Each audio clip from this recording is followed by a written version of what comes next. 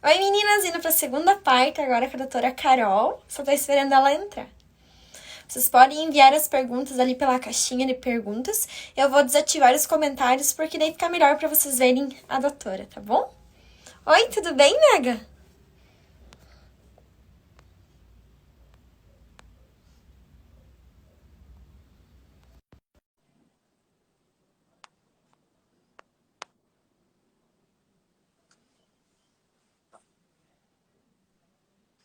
Voltamos. Oi, tudo bem? Vamos Como lá. estamos? Eu falei que eu falo demais, né? A gente acaba falando até demais. Não, é bom assim, eu acho que é melhor para entender. Eu não gosto quando dá uma resposta tipo sim, não. É, eu gosto de explicar, minhas pacientes até às vezes ficam assim um tempão comigo no consultório que a gente conversa muito. É bom. Eu vou aqui, já fizeram uma perguntinha na live. Será que voltou as perguntas? Acho que sim. Que legal isso. É, quais os exames necessários para realizar lipoescultura e implante de silicone? É, bom, aquilo que a gente tinha conversado, a questão dos exames gerais, que é muito importante para todas as cirurgias, vai ter que fazer, tá? A questão do exame de sangue, exame de urina, né?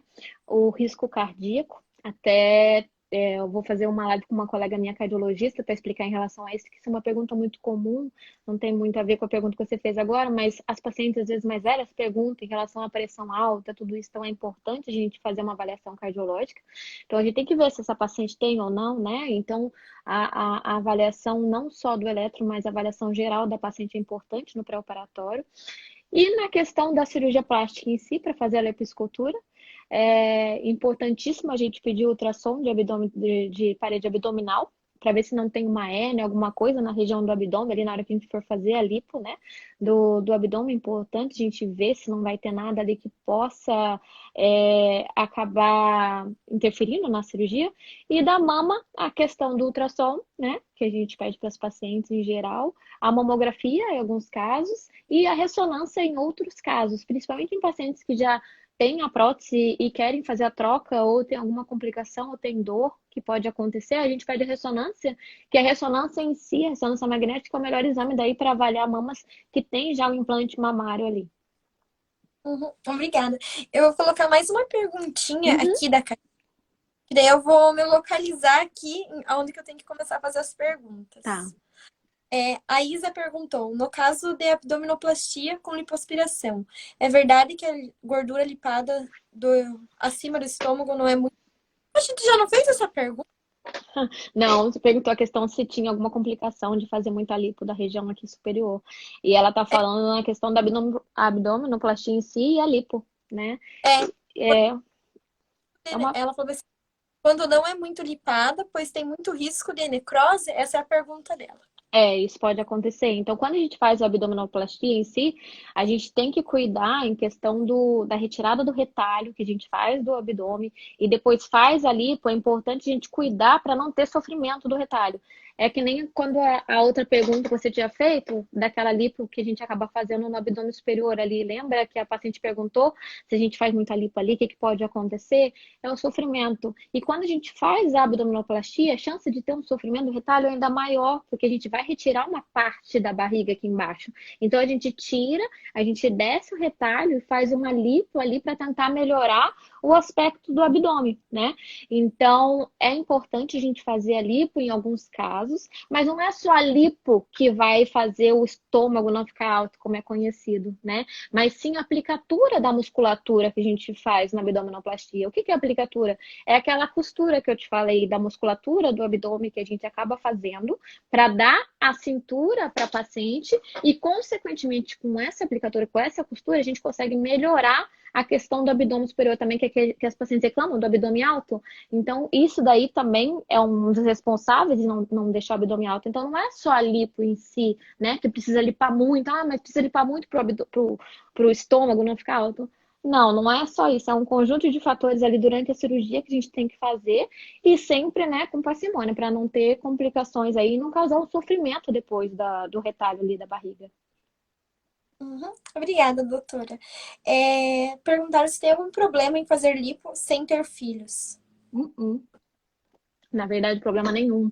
Até às vezes as pacientes perguntam isso no consultório, e eu falo, às vezes é melhor a gente fazer já lipo antes de ter filhos, porque a gente consegue dar o contorno corporal, que é aquela época que a melhor indicação que eu sempre falo da lipo é aquela paciente magra que malha e não consegue liberar, não consegue eliminar aquelas gordurinhas localizadas.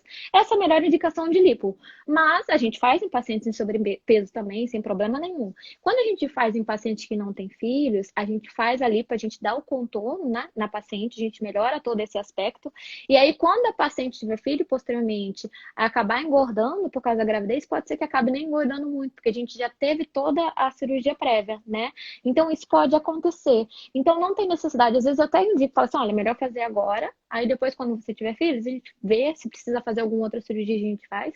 Mas a lipo sem ter filhos é super indicada e melhora bastante mesmo o contorno do corpo, melhora a autoestima da mulher. Às vezes, até mesmo pela cirurgia em si, a paciente fica até mais animada e aí fazer uma dieta ou fazer uma academia para tentar manter o corpo. Então, eu super indico, mesmo não tendo filhos. Uhum. Obrigada, doutora. Vou aqui na caixinha de perguntas. É, a pergunta da B. Lourenço. No caso, para quem vive fora do Brasil e vai só para fazer a cirurgia, podemos fazer todos os exames aqui e enviar, daí continua aqui. Ou alguns têm que ser feitos no Brasil mesmo. Bom, até podem ser feitos os exames pré-operatórios para adiantar? Pode, né? Mas o ideal é a gente poder avaliar para ver como a paciente está e o que ela precisa fazer, né? Às vezes a paciente lá no exterior fala assim: ah, não, doutora, eu quero só fazer uma lipinho, porque eu acho que é só isso que eu preciso.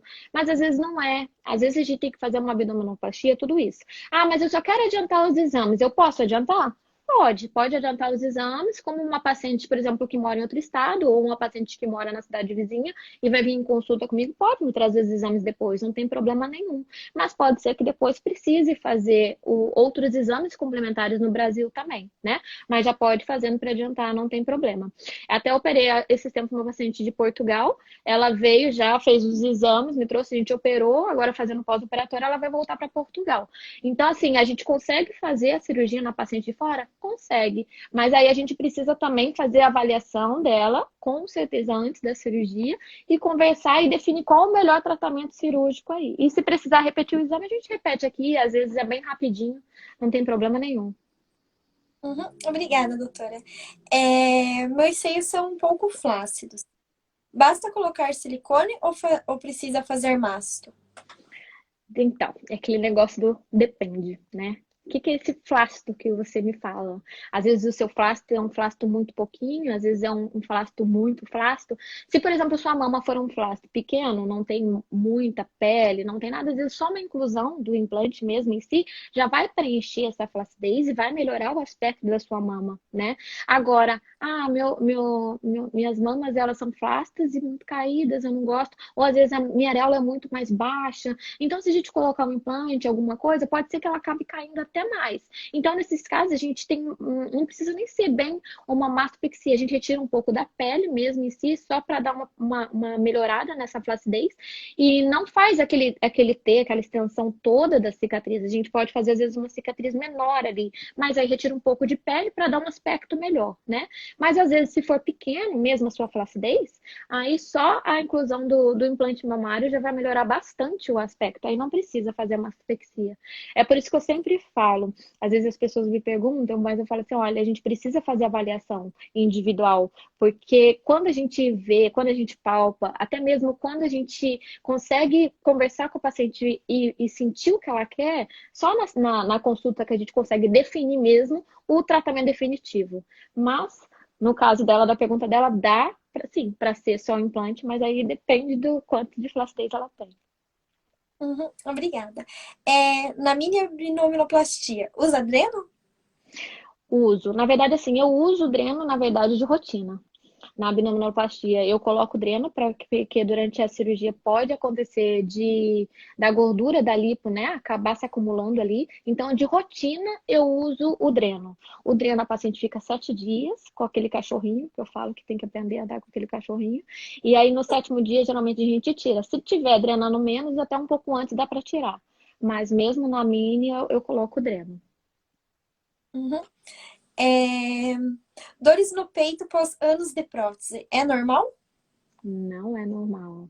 É sempre importante investigar, né? Nesse caso de dor, o importante é fazer uma ressonância, né? Para a gente poder ver a questão toda do implante, porque a ressonância é que a gente vai conseguir ver melhor a prótese ali, que já está a longo prazo. Mas não é normal sentir dor, não é normal a mama ficar dura, não é normal. Então, assim, para a gente poder ver o que está acontecendo, o ideal é investigar.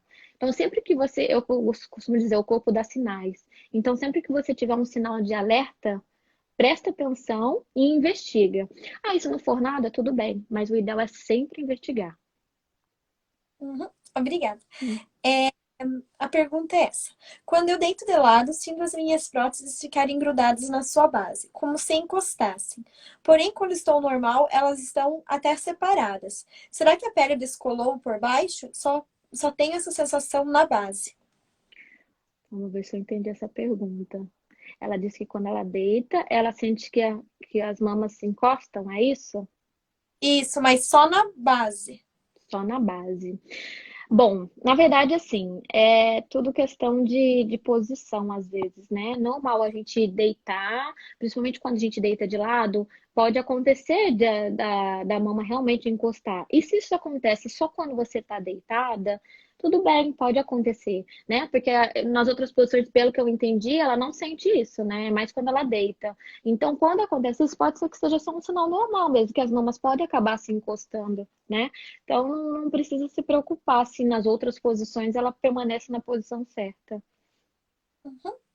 É, quando é feita a cirurgia de mamoplastia redutora, os seios são levantados ou tem que fazer a mastopexia? Eu acho que ela falou as Hum. duas vezes a mesma coisa, né? Mas a doutora Uhum. pode... Na mama redutora, é praticamente a gente acaba fazendo também uma mastopexia, porque a gente acaba levantando a mama em si, né? Então depende, eu não sei bem como que ela imagina essa mama redutora, se realmente uma mama redutora é comum ou se é uma gigantomastia com uma mama redutora, mas geralmente a gente levanta a mama, a gente acaba levantando ela, dando uma estrutura para ela sim, né?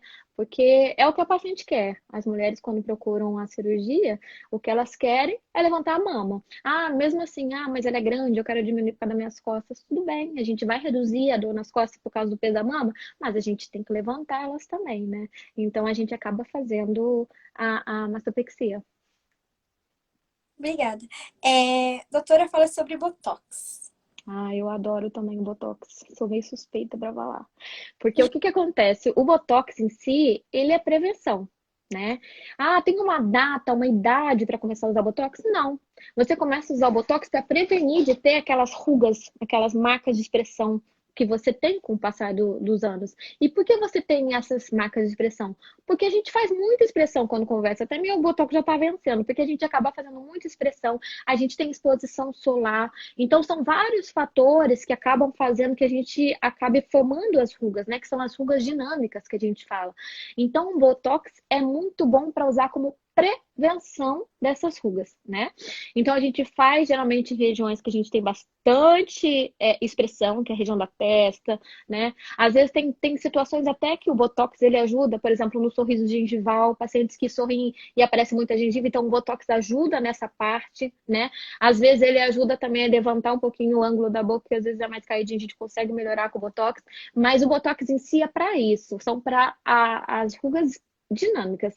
Ah, mas eu quero pôr Botox aqui. Não, aí é aquele que a gente conversou, aquele é o ácido hialurônico. Então, o Botox em si, ele começa a fazer o efeito quando a gente aplica mais ou menos em 3 a 7 dias, você começa a já ver que o rosto já começa a ficar mais paralisado, mas nada exagerado. Isso é uma coisa que eu sempre falo, eu não gosto de nada exagerado. Então, assim, é um aspecto normal, você vai falar normal, vai ter sua expressão normal. A única coisa é que você não vai ficar enrugando muito, fazendo muito aquela marca de expressão, né? Então, e ele dura mais ou menos, que é uma pergunta bem comum também, né? Quando eu vou precisar repetir? A gente sempre fala de 4 a 6 meses, mas depende muito, né? Por que depende muito? Depende do tanto que você usa sua musculatura da face. Por exemplo, paciente que vive na academia, fazendo força, fazendo muita expressão, às vezes pode durar menos, né? E aí, com o tempo, às vezes, consegue durar até um pouco mais, porque o músculo vai ficando mais adaptado, tudo isso. Então, a gente sempre fala de 4 a 6 meses aí para poder retocar o Botox. Mas, assim, Botox é vida. Todo mundo que faz acaba viciando. ainda porque eu tenho medo. Medo não, eu não gosto de sentir desconforto, aquelas agulhinhas assim entrando. Ah, Mas mas olha, se imagem acostuma. Fala pro eu Marco vou. fazer em você aí. Ah, sim, vou pedir. A próxima pergunta é sobre a pele. Aqui. Pode fazer abdominoplastia se tiver algum nódulo no útero? Pode, mas o problema maior é esse nódulo no útero, né? O ideal é a gente tratar isso, porque eu acho que ela está perguntando mais isso em relação a depois ter que operar, cicatriz, tudo isso. Então, o que eu sempre faço, por isso que a gente faz ultrassom, que eu falei no começo que a gente faz uma ultrassom de abdômen total para poder ver o que tem. Se você fez um ultrassom transvaginal, um ultrassom de abdômen total, ou você está investigando esse nódulo já com o ginecologista, a gente pode fazer o seguinte: durante a sua cirurgia, faz a retirada do nódulo ou do útero, não sei qual que vai ser o tratamento no caso dela. Aí, nesse tempo cirúrgico, depois que fechar toda a parte da musculatura abdominal, aí a parte da plástica pode entrar e fazer a abdominoplastia, né? Agora, fazer, por exemplo, a sua cirurgia plástica e depois ter que reoperar por causa desse nódulo? Não. É melhor a gente tratar esse nódulo. No mesmo tempo cirúrgico, pode fazer a cirurgia plástica, se for indicado no seu caso, ou esperar e fazer em segundo tempo a sua abdominoplastia. Mas é sempre importante investigar e se tiver alguma coisa, um achado, como por exemplo esse nódulo, tratar. Uhum. É, no geral, há diferença no valor entre abdominoplastia total e mini abdômen? Bom, os valores são assim, em relação à cirurgia, não muda muita coisa, né? Mas antes de qualquer coisa, a gente precisa avaliar, porque às vezes a gente tem que fazer uma mini abdominoplastia, nesse caso, mas aí a gente pode associar uma lipo, né? A gente pode fazer uma coisa diferente, pode associar outros procedimentos. Então, assim, em geral, os valores são meio similares, né? Mas é importante a gente primeiro, até foi bom ter falado da mini abdominoplastia, porque a paciente chega no consultório e fala, ah, eu quero uma mini, porque eu quero uma cicatriz menor. Ah, porque eu quero uma mini. Só que assim, às vezes a paciente não tem indicação de uma mini abdominoplastia, que é conhecido, porque às vezes o abdômen dela tem tanta flacidez que aí a gente faz uma cirurgia, né, menor, reduzida, e o resultado não fica tão legal. Então, e só por questão de valores, não muda muita coisa. Então, antes de qualquer coisa, avaliar qual a melhor cirurgia em cada caso. Uhum. Doutora, eu recebi uma pergunta, achei engraçada aqui. Acho que é Uhum. um colega perguntando qual foi teu colega de residência. Ele é colombiano. Até mandar um beijo pra ele. Não tem como falar, porque senão vou gerar muitos ciúmes ali. Mas um beijo pra todos que estão assistindo aí. Aqui, a pergunta da Adriana. Eu vou ler daqui da caixinha, porque daí fica mais completo e eu não atrapalho. Uhum. É, então, já fiz uma correção na cicatriz da abdominoplastia, mas não consegui resultado. A doutora tem alguma estratégia para queloide? Então, antes de tudo, a gente precisa avaliar. É queloide mesmo, né? Realmente você tem predisposição a formar isso? Você tem história na família? Você realmente tem um queloide ali, que é aquele tumor benigno que eu expliquei, né? Porque assim, antes de. É muito comum a população achar que queloide e cicatriz hipertrófica e cicatriz feia é tudo a mesma coisa, é tudo queloide, mas não, a gente precisa avaliar se realmente é um queloide, né? Tá, a gente viu, é um queloide. O que que a gente faz? Tem algumas técnicas que a gente pode fazer, né? Na questão, o importante é chegar e contar pra gente, o cirurgião, que você tem já isso, mostrar a sua cicatriz, a gente avaliar, é um queloide. E então, durante a sua cirurgia, vamos manter todos aqueles cuidados de pontos bem coaptados, tudo aquilo que eu expliquei.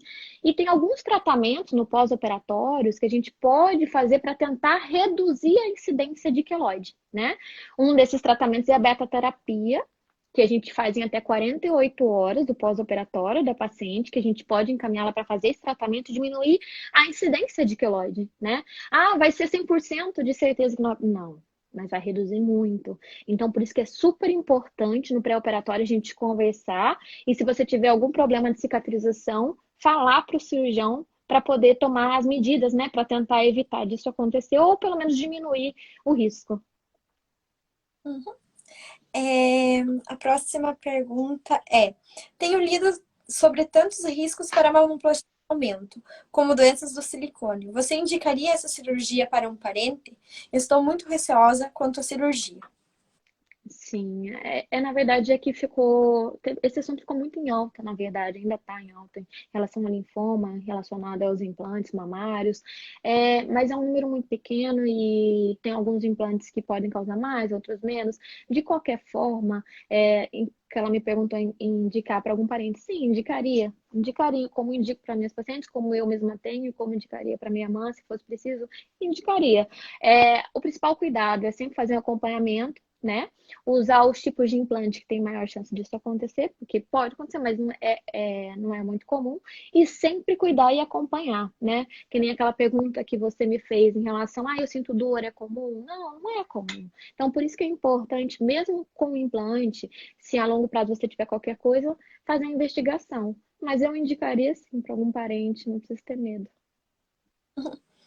É, ouvi dizer que se colocar a prótese de poliuretano, ela se adapta ao corpo de forma que não cede. É verdade? Na verdade, o poliuretano, ele acaba criando maior aderência realmente que a texturizada. Eu acho que eu tenho até aqui um poliuretano, uma texturizada. Não sei se você vai conseguir ver a diferença. Mas, por exemplo, a texturizada, ela não é tão aveludada que nem o poliuretano. Eu não sei se você consegue ver até pela transparência. Acho que dá para ver que essa aqui é um pouquinho mais aveludada que essa aqui que é transparente, né? Então, o poliuretano nada mais é que esse implante aqui, né? Então, ele acaba criando uma adesão maior, realmente. Ele faz um processo inflamatório maior, que é comum a gente responder com processo inflamatório um corpo estranho na gente. Então, ele cria um processo inflamatório maior e ele acaba ficando aderido mais tempo. Ele adere um pouco melhor, né? Então, eu acho que é mais por isso que ela está perguntando, mas é por causa da parte dele, da superfície dele, que vai criar esse processo inflamatório maior e acaba aderindo mais no local. Mas ele é melhor que os outros? Não. É aquele negócio, é a indicação. Depende do plano, depende do tipo da cirurgia que você vai fazer, né? Depende da indicação para cada implante. Então, isso muda muito. Mas o poliuretano, ele tem uma adesão muito boa mesmo. Uhum. É, a próxima pergunta é: "Dou- Doutora, faz 4 meses que coloquei prótese e tive rejeição. Precisei internar para tomar antibiótico na veia. Vou precisar fazer reparo. Queria diminuir o tamanho, mas ela não continua a resposta. É que eu tirei print da live. Mas eu acho que é isso. Eu não sei se ela quer diminuir ou se ela quer aumentar. Eu também não entendi muita pergunta. Ela teve essa infecção, ela tirou o implante, foi isso? Há 4 meses? Aham. E. Ah, então eu acho que Ela ela quer queria colocar de novo, provavelmente, não é? ela queria o tamanho. Ela quer mudar o tamanho, quer fazer uma nova cirurgia agora. Deve ser isso, né? Acho que depois de quanto tempo ela vai poder fazer a cirurgia? Eu Uhum. acredito que é a Eu acho pergunta. que é. Então, assim, como ela já teve esse problema, ela já tirou o implante, ela já tratou, né? Já dá para programar de fazer uma nova cirurgia em 6 meses. Pode ser que dê para já fazer uma nova cirurgia para colocar um implante mamário. Porque provavelmente ela já está acostumada já com aquele colo, agora tirou, então ficou de volta sem o implante, então ela deve estar querendo colocar de novo. Então, eu acho que provavelmente com 6 meses, depois de já tratado tudo isso, dá para fazer uma nova cirurgia para fazer a inclusão do implante, sim. Uhum. É, perguntaram aqui: o uso de substâncias como a maconha, por exemplo, afeta na dosagem de anestesia ou da sedação? É muito importante falar que usa qualquer tipo de medicamento ou faz uso de qualquer tipo de droga, sim, porque pode interferir na anestesia, pode interferir na sedação, porque ele interfere com alguns medicamentos, né? Principalmente os medicamentos usados na anestesia. Então, é muito importante na avaliação anestésica chegar e falar para o anestesista que faz uso disso para poder tomar, né, as medidas cabíveis durante a cirurgia e não ter nenhum problema ou intercorrência durante o procedimento cirúrgico. Uhum. Queria saber se o perfil super alto fica mais marcado que o perfil alto. Então, aí depende muito. Muita gente fala do perfil super alto. Eu gosto muito do perfil alto ao invés do perfil super alto. Por quê? O perfil super alto nada mais é que o mesmo implante redondo, só que a diferença é, o super alto ele é mais projetado, né? Ele fica com aquela coisinha mais projetada, como se fosse aqui mais pontudinho, né? E o alto, ele tem uma base um pouco maior, né? E aí ele não é tão projetada que nem a super alta. Mas isso é particular, né? É um gosto de cada um. No meu caso, eu gosto de colocar nas pacientes o perfil alto, porque ele consegue, com essa base um pouco maior e sem dar aquela projeção meio pontuda, consegue dar um colo melhor para a paciente. Então, depende do que ela está esperando na cirurgia e depende também do formato do tórax dela, né? Então, tudo isso é avaliado. Mas, geralmente, quando a paciente quer mesmo um colo marcado, o perfil alto, ele acaba dando um resultado bem legal. Mesmo não sendo considerado, às vezes os pacientes acham que por ser astral alta vai dar um colo maior, não. Às vezes a gente precisa avaliar bem isso aí, a questão do tórax, a questão do tamanho do implante, a projeção, para poder colocar o melhor tamanho para dar aquela projetada que as pacientes sempre pedem. Sim, e eu acho que o alto ele acaba deixando mais marcado também, né? Isso, a projeção alta acaba marcando mais, isso aí. Ele fica mais. Ah, eu vou fazer assim, só tem mulher em cima. Sim, né? Ele fica, a prótese fica assim, em vez dela ficar assim, que nem tá o meu aqui, super alto, né? Essa é. Exatamente. Essa é a diferença. Peraí que eu acho que meu áudio aqui não tá ficando legal. Deixa eu trocar o fone aqui com você. Só um pouquinho. Ver se você consegue me ouvir. Se quiser ficar assim, Tá me ouve ouvindo? bem. Pronto. Acho que agora vai. Pronto. E o som tá bom? Tá ótimo. Pra você, tá me ouvindo? Aham, perfeito. Então tá tranquilo. É que veio uma tendência também, né, das próteses de perfil super alto, né? É, teve uma Acho que tendência. 13, mais ou menos. Eu vejo que estão usando bastante. É, às vezes os pacientes chegam no consultório achando que o perfil super alto é aquele perfil que vai dar um colão, mas não, o extra alto, né, que a gente fala que é o XS, algumas marcas, nada mais é que aquela projeçãozinha, como se fosse uma inhabenta, assim, que é toda projetada mesmo, né?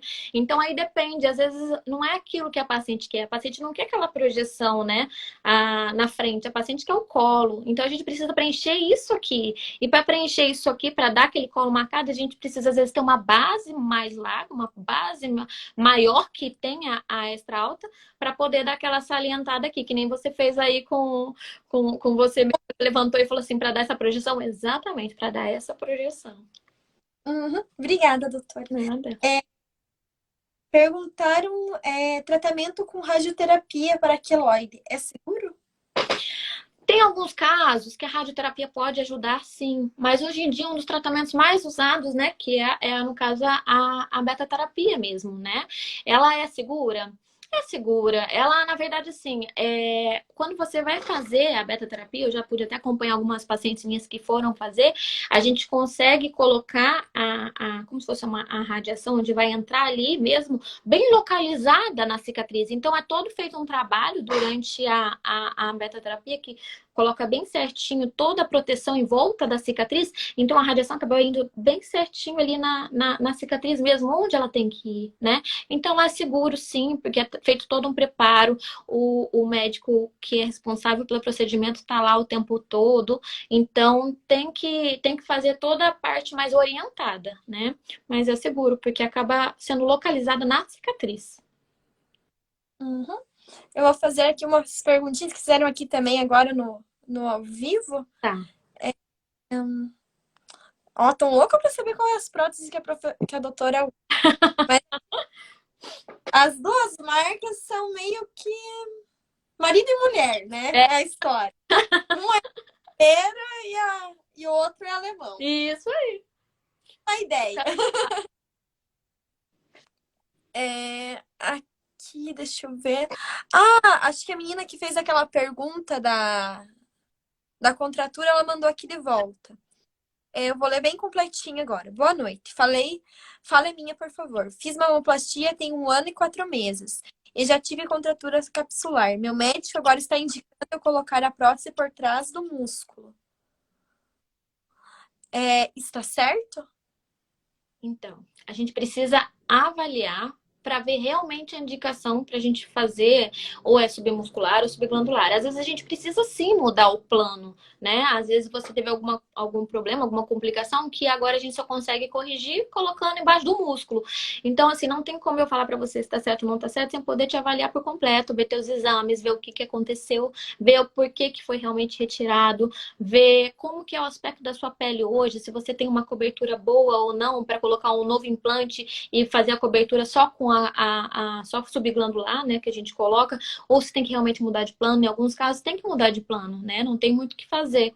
Então não tem como eu te falar agora se está certo ou não. Precisa avaliar por completo para ver por que que ele tomou essa decisão.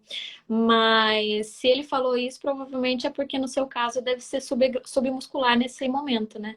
É meio difícil eu conseguir falar mais que isso. Uhum. Perguntar se é melhor usar a órtese ou rolo de gaze no umbigo após a cirurgia. Acho que é prótese ou é órtese? É aquela prótesezinha de silicone, né? Aham.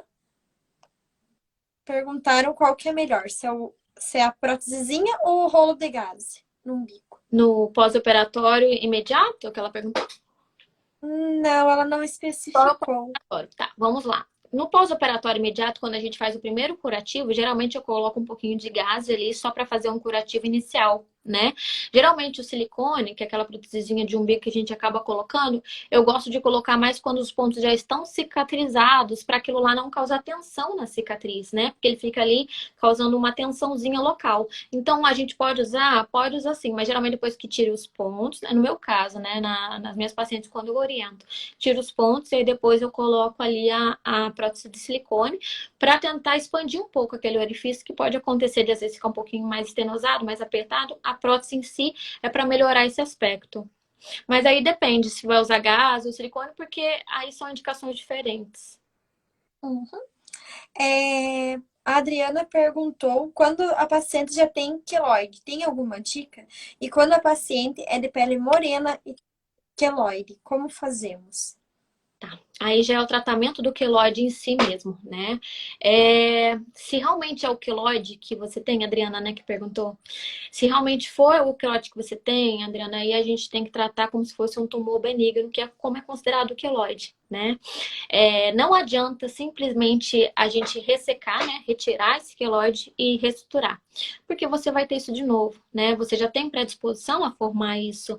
Assim como pacientes, às vezes, negras que têm maior chance de formar queloide, ou então paciente que já tem história na família de formar queloide. Então não adianta simplesmente a gente tirar e reestruturar. Então a gente precisa fazer todo esse tratamento que eu falei até mesmo da questão do, por exemplo, uma abdominoplastia, que é uma cirurgia de grande porte. O paciente sai e faz a beta-terapia.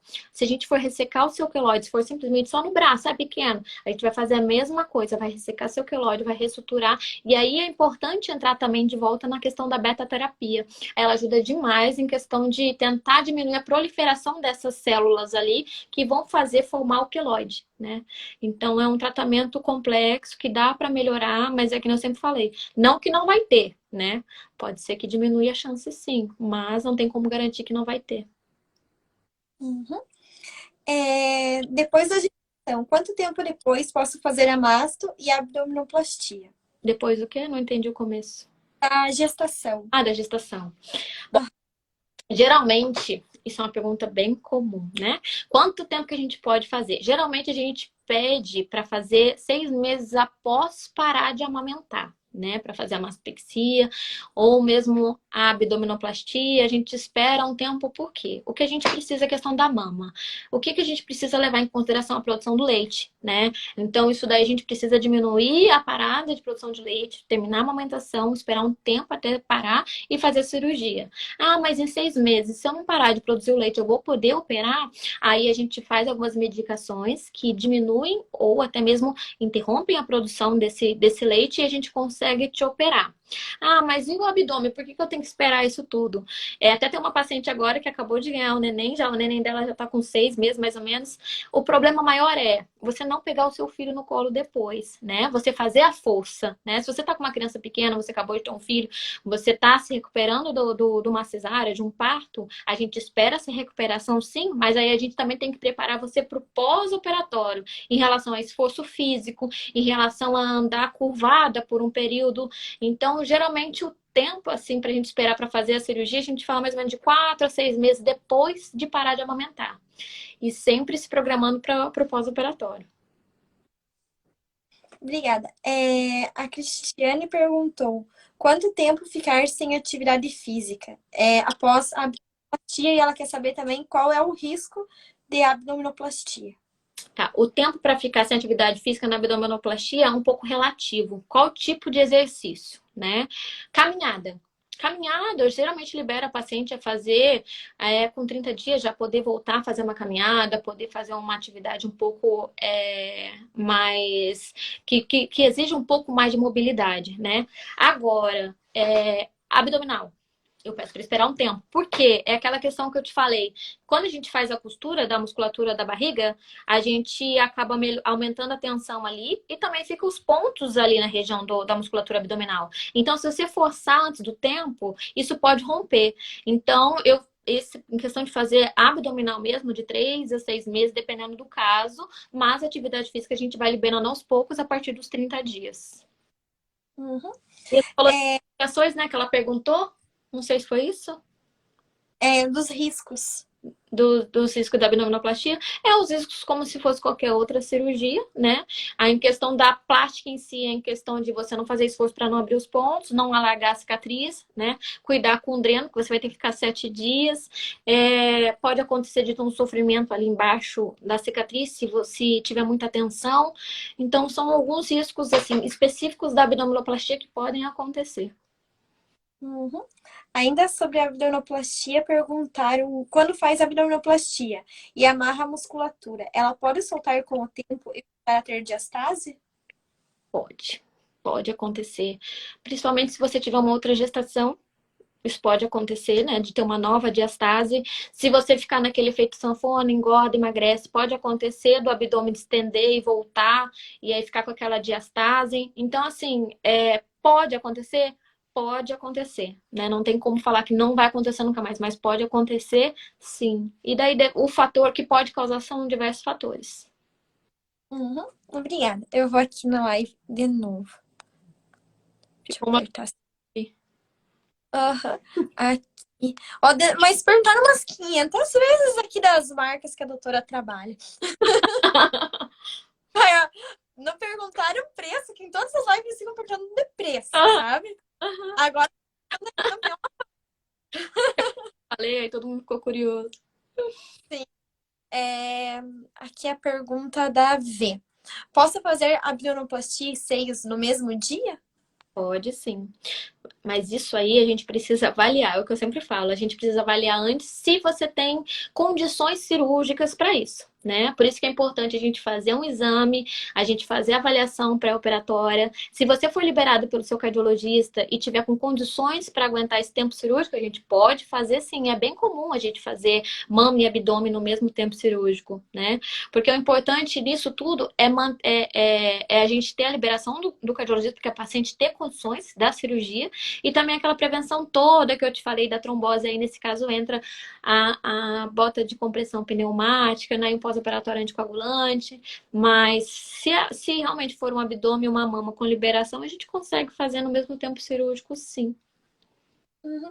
Ainda sobre trombose, eu lembro que eu ouvi uma vez alguém falar que era importante você parar antes do anticoncepcional, e também é importante você parar por um tempo depois, é certo isso? É, Tipo, você tira e mais 3 meses você continua sem tomar o remédio. na verdade, tem um período X, dependendo da cirurgia que você for fazer. Por exemplo, se você for fazer só uma inclusão de implante mamário, que é uma cirurgia rápida, que não vai muito tempo, não precisa parar, não precisa fazer nada. Até mesmo se a paciente já toma muitos anos, ela já está com o corpo adaptado a isso, não tem necessidade de parar. Agora, se você for fazer uma cirurgia grande porte, é sim importante parar, se possível, um mês antes, né, no mínimo, e a gente manter pelo menos no mês depois da cirurgia, pelo menos assim, ser um anticoncepcional, né? Porque a gente diminui a quantidade de hormônio circulante no organismo e aí reduz um pouco a chance de causar tromboses, principalmente se a paciente tiver predisposição a isso, né? Uhum. Vou aqui na caixinha de novo.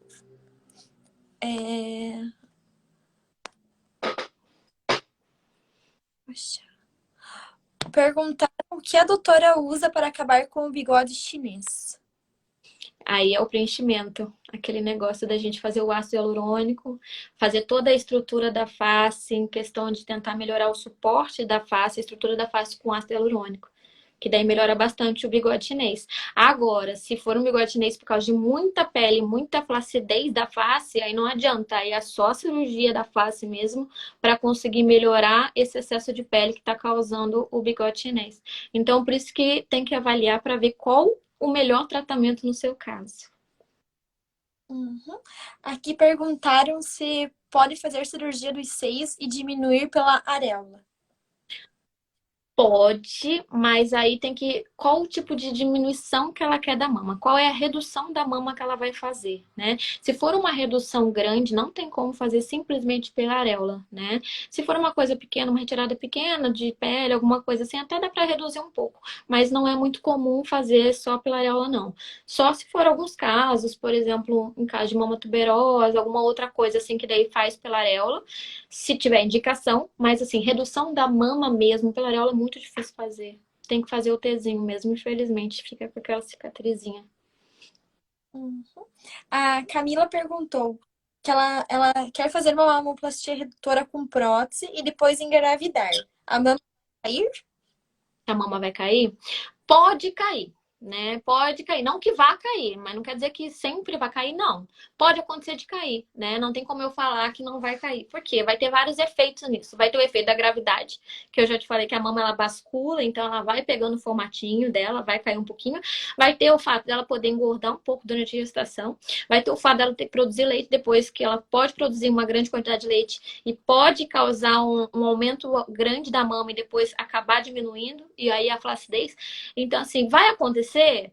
Não sei. Pode acontecer? Pode, né? Então, isso é possível sim, depois de ter filho, depois de amamentar, a mamãe cair. Uhum. Doutora, as perguntas acabaram aqui por hoje, né? Queria agradecer a doutora pela live, né, por ter a disponibilidade de fazer a parte um e a parte 2, né? Respondendo todas as perguntinhas.